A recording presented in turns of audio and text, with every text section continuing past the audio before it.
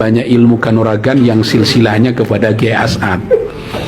Itu namanya ada Asma Sunan Kalijogo. Itu mujarab sekali itu. Karena dulu kita dididik untuk menjadi kiai di kampung, bukan kiai kota, menghadapi preman-preman. Asma Sunan Kalijogo itu langsung juga dari Kiai As'ad. Itu kalau kita tidur dilempar dengan pisau, kena tangkep tuh pisau. Jadi nggak bisa ditusuk dari arah manapun, nggak bisa. Itu Asma Sunan Kalijogo. Biasanya puasanya 9 hari, ditutup dengan mencari ayam jago warna hitam, ketika melompat ke pagar berkokok itu ambil. Ini nyarinya nggak 1 tahun, lama sekali ini. Warna hitam, laki-laki, jantan, hinggap ke pagar langsung berkokok. Itu lama sekali. Tapi kalau dapat biasanya punya tuh Asma Sunan Kalijogo itu. Itu juga ada Asma Sunan Derajat. Kalau kita dilempar dengan batu gede rasanya kapas tuh. Itu Asma Sunan Derajat. Itu semua bahasa Jawa tuh. Ada juga Asma Dialep namanya.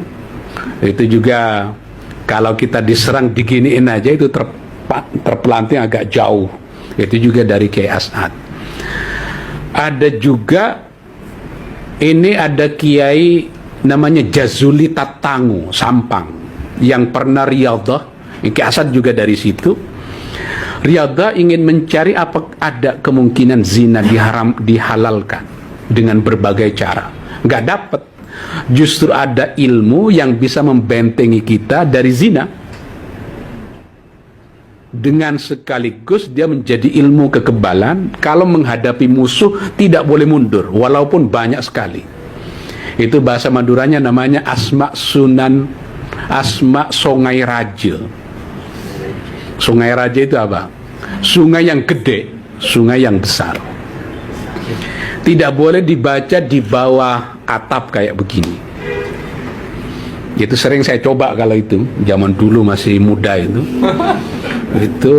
Tapi syaratnya nggak boleh berzina. Saya diijazah Sungai Raja ini sudah mungkin 8 kali dengan berbagai variasi itu. Jadi Kiai As'ad juga menitipkan ilmu-ilmu begitu. Karena banyak sekali santri-santri pulang ke kampung itu habis dipukulin orang kampung dan nggak bisa melawan apa-apa. Karena itu santri harus punya ilmu kanuragan, ilmu kekebalan, ditambah lagi dengan ilmu mahabbah. Itu ada Asma zaman namanya Asma Sultanul Maghribi. Nggak tahu ini dari mana, pokoknya saya punya itu zaman dulu. Ilmu tashiril qulub itu juga diajarin juga di pesantren itu.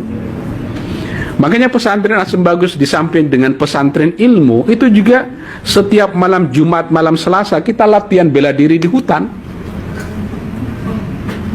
Saya sebagai kepala asrama saat itu termasuk yang memimpin juga. Ya bagaimana tidak, anak buah saya kan tidak seluruhnya orang yang niat untuk mengaji.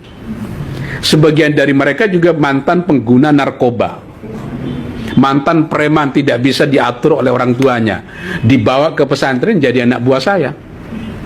Nah di situ kemudian ketua-ketua kamar, kepala asrama diberi ijazah ilmu-ilmu kanuragan itu, sehingga ilmunya zahir batin untuk menghadapi kekuatan atau serangan dari berbagai pihak, baik yang suka ataupun yang tidak suka.